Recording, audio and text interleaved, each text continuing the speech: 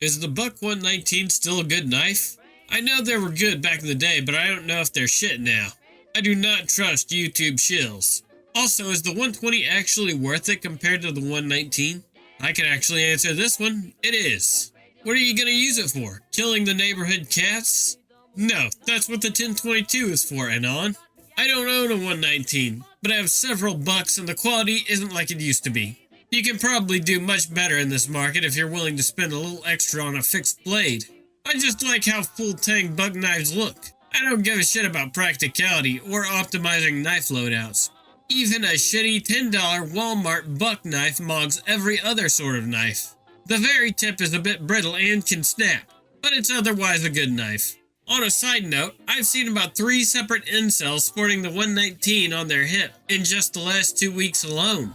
It seems like it's a pretty popular option for the socially marginalized males in society. There you go, it's decided. Well, it was the knife of choice in Scream. I've never seen someone just walking around town with a fixed blade on their belt. Grip is slippery and poorly shaped for any actual use. Crossguard is necessary because of the terrible handle, but impedes all use besides stabbing a motherfucker. I don't know. I don't think it was ever good. People just like the way it looks. They have better steel options now, which is cool. If you like it, they certainly haven't made the knife worse over time. It was always quite useless.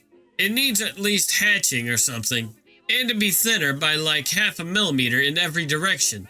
You could probably modify it pretty easily because its one strength is the handle is a solid brick of Delrin.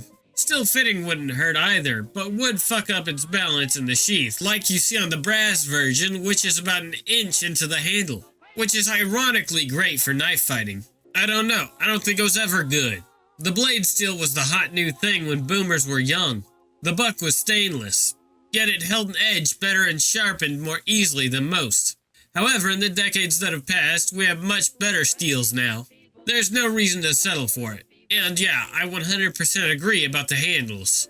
It has a vintage look, which I think go back to knives from Sheffield which Buck copied, but it's not very practical. Glock is always the answer. I have both. The Buck gets very sharp. The Glock makes a good pry bar / bottle opener.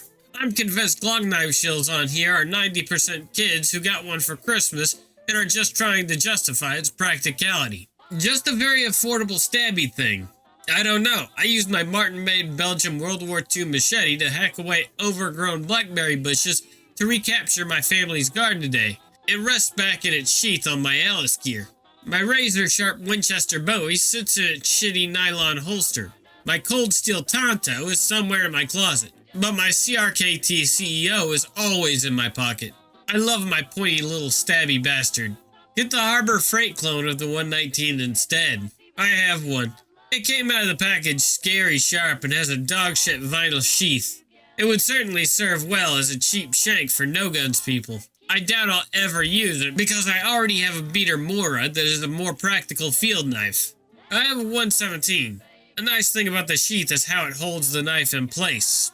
If you wriggle it, the edge will touch the sheath at one point along the length of the edge probably. But it generally keeps the edge from dulling the sheath by how the retention strap wraps around the handle, keeping it in place. But it's high on the hip boomer style. I'm not a knife nerd, but there's charts of metal qualities for knives. If you get a reputable brand name, just shop for the steel you like so you can avoid cross-checking 10,000 forum opinions and end up with an inferior steel for more money. The chart's in the link with some autistic guys measuring cutting rope over time, hand sharpening, destructive prying, and checking for corrosion over years on different metals. As a baseline, I shop knives $60 to $200, look at the shape, and then look at the steel. I compared the random steel against the 3 most commonly used work knife steels. 1095 steel, flexible springy steel that's very tough and easy to sharpen. It's for bushcraft knives where you need it not to fracture and can field sharpen. It does not hold an edge super well. 440C steel, classic hunting knife steel. Good for its time, inferior to modern super steels but very cheap now.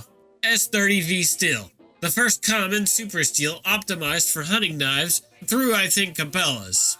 There's better now, but it will stay sharp through an entire deer and they're fairly cheap. If you can afford better, that's great. If not, it's still the best you'll ever need. I've gotten several guys into hunting and updated my own equipment following this, and through experience I can verify the different metals handle exactly how the chart says. With a hunting knife, I've found carrying 2 and no sharpener to be optimal. But I'm also carving up multiple game animals over several days. On 4.5-inch medium spine drop point and 1 3-inch skinning style, the bigger, tougher steel makes the entry cuts into the fur and pries around the bone, while the harder, smaller steel knife is for meat and cutting hide back around the head for shouldering the animal. Sharpen during downtime. The 1095 is not tough. It's among the least tough steels used to make knives. It is cheap and easy to sharpen though. It's just a knife. It really doesn't matter that much. It's an old design. The only real downsides is it's heavy and not as tough as something simpler/lighter. Pussy. It's still a big knife that'll cut.